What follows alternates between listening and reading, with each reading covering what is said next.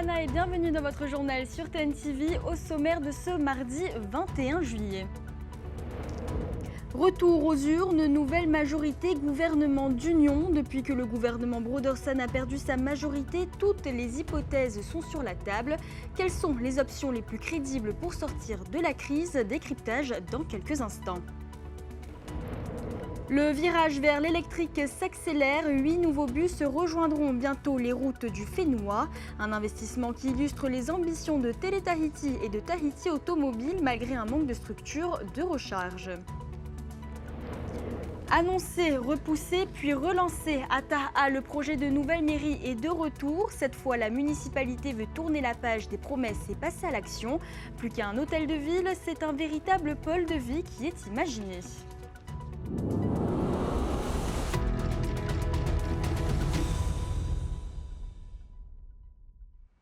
Faut-il redonner la parole aux électeurs? Depuis que le gouvernement Broderson a perdu sa majorité, c'est la question que tout le monde se pose. Les appels à de nouvelles élections se multiplient, mais la sortie de crise est loin d'être écrite. Les explications avec Esther Cuneo et Matai Horei.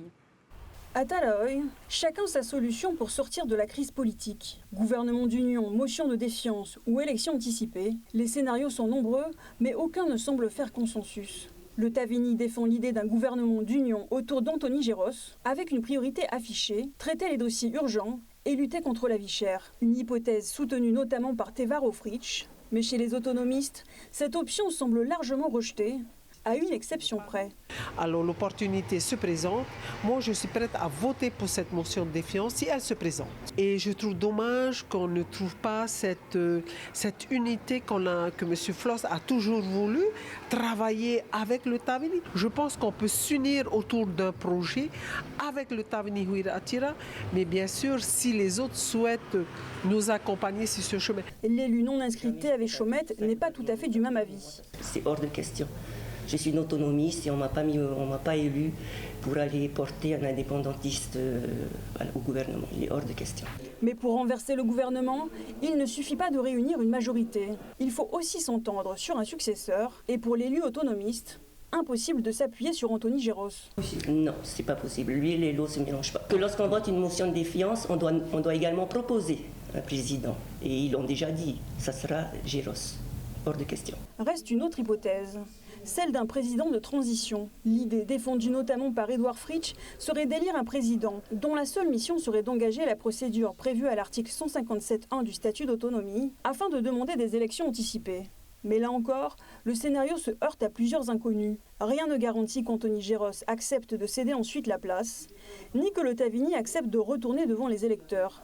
Prochaines élections, que ce soit dans 3 mois ou dans 2 ans, ils sont out. Si on va aux urnes d'aujourd'hui, c'est les résultats des communales, on va dire.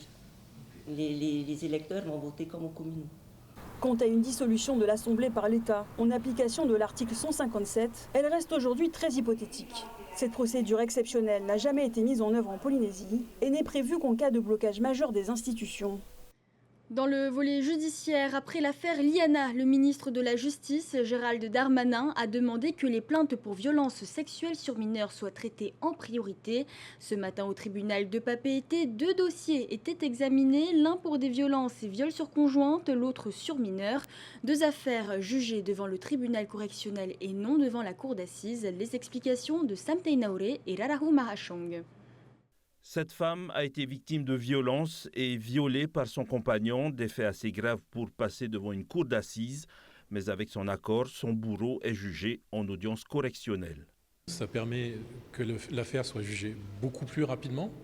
Alors c'est vrai que le prévenu, du coup, encourt une peine qui est moindre, mais il va être jugé plus rapidement. Ça permet aussi de lancer des démarches d'indemnisation de la victime beaucoup plus rapidement parce qu'il y a un jugement qui est plus rapide. Et ça permet bien souvent en fait, de mettre un terme au dossier plus rapidement.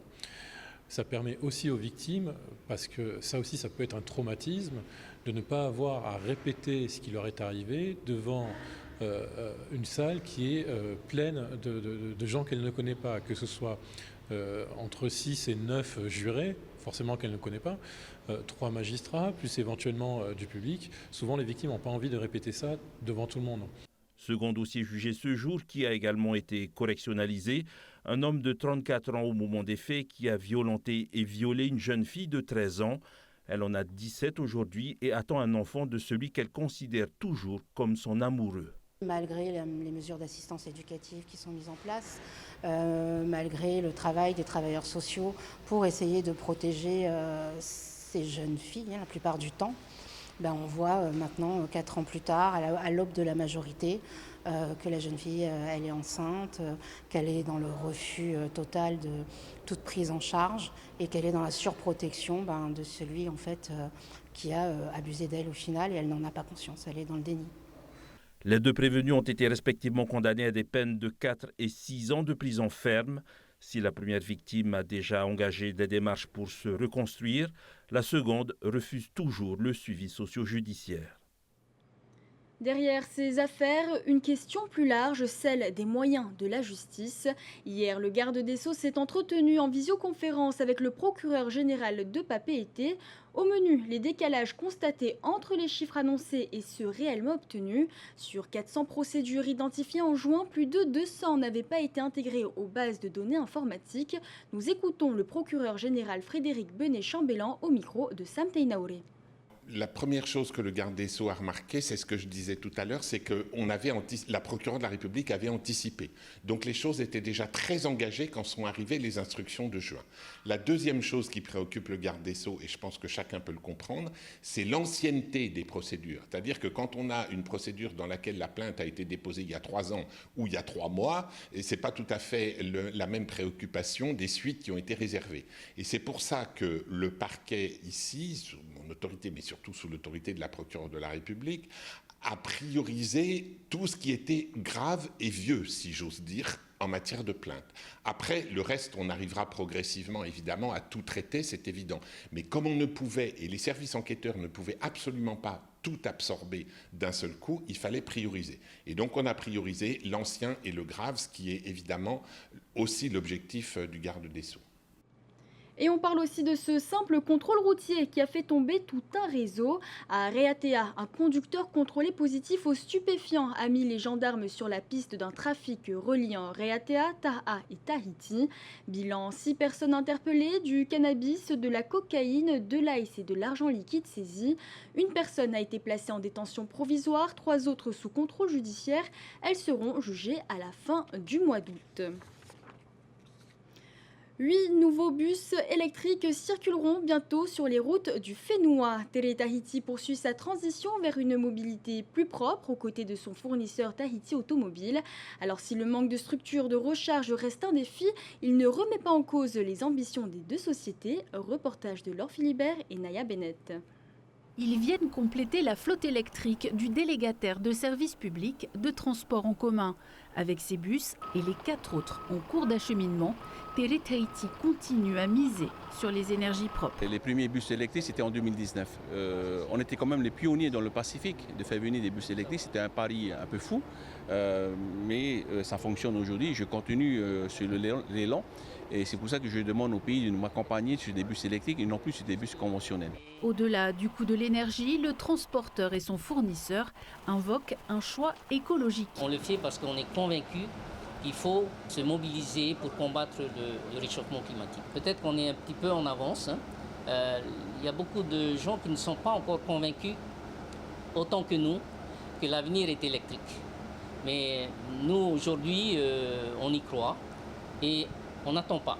Si en 6 ans, les opérateurs dressent un bilan positif, ils doivent aussi s'adapter aux réalités et aux équipements disponibles. C'est assez intéressant, surtout si on a des panneaux solaires. Une charge peut tenir facilement pour 2 jours, voire 3 jours. Et on a installé des bornes justement dans nos dépôts de bus. Et des bornes qui sont beaucoup plus rapides et beaucoup puissantes. Aujourd'hui, il faut aussi bien voir les besoins techniques sur le terrain. Par exemple, pour les lignes de quartier en hauteur, on ne peut pas forcément les assurer en électrique. Ça consomme plus et les les moteurs électriques ne sont pas forcément faits pour. S'il n'y a pas plus que ces 8 bus, c'est parce qu'il y a un problème d'infrastructure. Il faudra investir dans un poste de transformation supplémentaire, puisqu'il y en a déjà 2 qui sont là. et qui sont arrivés à saturation. Notre politique aujourd'hui ne croit pas encore à la voiture électrique. Il y a beaucoup qui entendent et peu qui écoutent.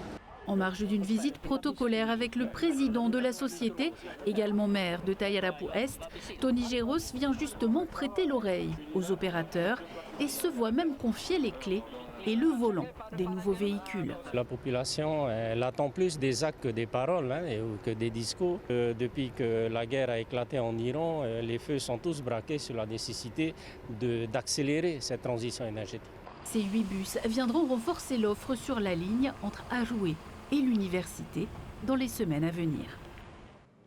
Toujours dans les transports, la météo vient cette fois perturber les liaisons maritimes. La Pethey Express suspend ses traversées entre Bora Bora et Maupiti jusqu'au 23 juillet. Le Maupiti Express maintient ses rotations pour le moment tout en restant attentif à l'évolution de la mer. L'armateur se réserve toutefois la possibilité de les annuler à tout moment. Les passagers sont donc invités à contacter la compagnie pour plus d'informations. Partons à présent au Tiurei de Pirée. Depuis 3 semaines, les rires des enfants y résonnent dès le matin, bien avant l'arrivée des visiteurs du soir. Des centaines d'enfants et leurs familles, accompagnés par la direction des solidarités, de la famille et de l'égalité, y vivent une parenthèse de joie qui va bien au-delà des manèges. Thomas Chabrol et Méré Théato. Au Tiurei de Pirée, les manèges tournent exceptionnellement en matinée pour accueillir des familles suivies par la DSFE. Avec l'opération Oaoa Te Utu Afare, près de 2300 enfants de Tahiti et Moorea ont déjà profité gratuitement d'une matinée au Papio depuis le début du mois de juillet. Et c'était très bien, on s'est bien amusé, en plus c'est gratuit, on en profitait, c'est pas tout le temps. On est parti faire la roue, les voitures tamponneuses, de trampoline, un peu de tout quoi. Derrière cette journée de détente se cache un véritable travail d'accompagnement. Les familles ont été orientées par les travailleurs sociaux de la DSFE, souvent dans la continuité d'actions de soutien à la parentalité. L'idée est simple, remettre les parents et les enfants au cœur d'un moment partagé. Il y a eu les comptes familles qui ont été tenus. Donc certaines familles qui ont participé au compte ont également bénéficié de ce dispositif afin de venir accompagner leurs enfants et surtout profiter en famille. Pour rendre l'opération possible, les forains ont adapté leur organisation en ouvrant leurs attractions dès le matin. Un partenariat qui profite aussi à d'autres structures accueillant des enfants. Nous avons un parc très sain, très propre, entretenu, mais aussi de faire profiter certains enfants qui ne peuvent pas accéder au manège évidemment le soir et certains qui ont très peu de moyens. Pendant 3 heures, les attractions sont accessibles en illimité. Une fête qui offre bien plus que des sensations fortes, un temps de respiration pour des enfants de familles parfois isolées et une nouvelle façon de renforcer des liens durant le Tiurei. On reste dans les festivités avec la 44e édition du Mini Heiva. Cette année, les 4 soirées se dérouleront sur le site de Fanatea au Grand Motu. Les lauréats du Heiva Tahiti 2026 partageront l'affiche avec des groupes de danse amateurs et professionnels, des danseurs de feu et nouveautés cette année, des groupes de chant. Les organisateurs ont présenté cette nouvelle édition la semaine dernière. Écoutez Tristan Louis au micro d'Athéna Milcam. La météo, c'est un grand stress pour nous aussi également parce que comme je l'ai expliqué précédemment, notre Grand Motu il est situé en extérieur. Donc voilà, par le passé, on a déjà eu des soirées de forte pluie.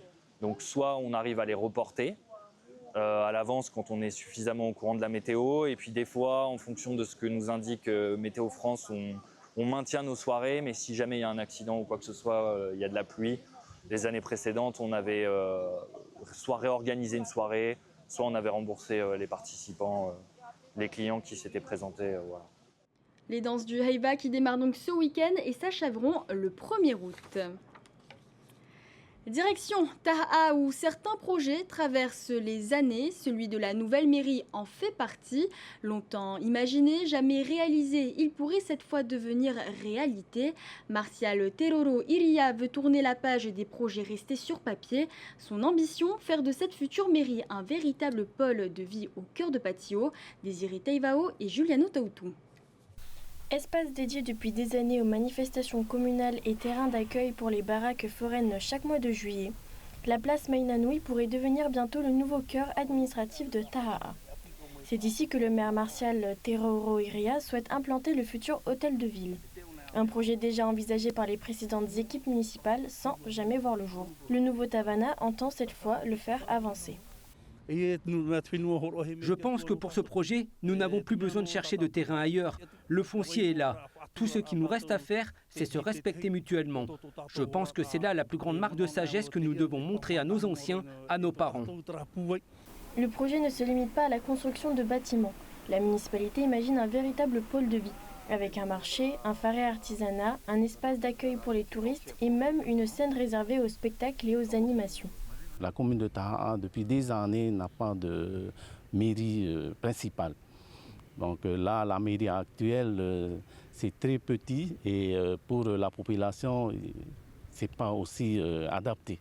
Avant d'engager les travaux, la commune devra toutefois lancer des études sur le site de Mainanui. Elles permettront de vérifier la faisabilité technique et d'en préciser les aménagements. Pour financer cette nouvelle mairie, la municipalité compte solliciter le soutien du pays et de l'État à la hauteur de 80%.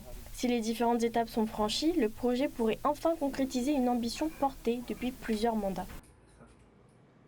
On termine notre tour des îles à Takapoto où le savoir-faire est à l'honneur. Pendant 2 jours, une dizaine d'artisanes donnent vie à de véritables œuvres en coquillage et en matière végétale à l'occasion du concours Makeva. Un rendez-vous placé sous le signe de la créativité et de la tradition. Reportage de Punwa Toti et Hinate Amare. Radku, chapeau, collier de coquillage. Ici, le maître mot est l'authenticité. 2 fois par an, la mairie de Takapoto organise un concours traditionnel d'artisanat afin de mettre à l'honneur le savoir-faire des artisanes de l'île. Parmi elles, Carla, spécialiste de confection de colliers en coquillage. Au total, 10 artisanes sont en compétition pour décrocher le prix de la plus belle création. Pour convaincre le jury, chacune mise sur son originalité. Certaines créations sont même composées de porcelaine récoltée sur les îles voisines. Je suis en train de confectionner un ratou. Un ratou en poti et les fleurs, les nacres en fleurs. Maîtriser l'art du coquillage demande de la patience et une grande minutie. Linda, membre du jury, connaît parfaitement les techniques nécessaires à la réalisation d'une parure d'exception. Cette année, nous avons voulu mettre en avant le sujet de la nature. Chaque artisan peut utiliser toutes les matières naturelles, coquillages, nacre, palmes de cocotier. C'est à elles de mettre en valeur leur création.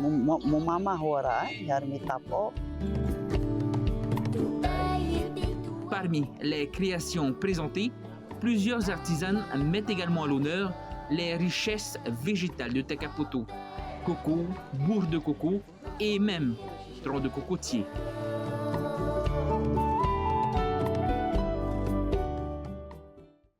C'est la fin de ce journal, merci de l'avoir suivi. Retrouvez juste après votre émission Fa'ahotu, suivie de votre série Tracker. Passez une très belle soirée sur TNTV et je vous retrouve demain soir à la même heure. Retrouvez ce journal en replay sur notre site internet et notre application mobile TNTV.